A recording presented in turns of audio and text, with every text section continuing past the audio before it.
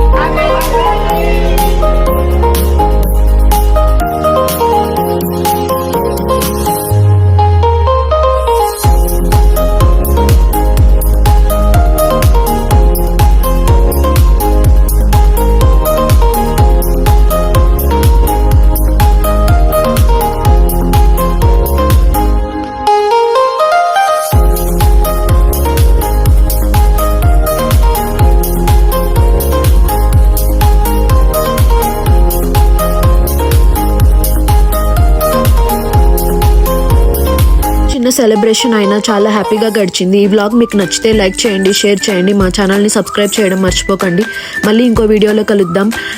Thank you for watching. Thank you.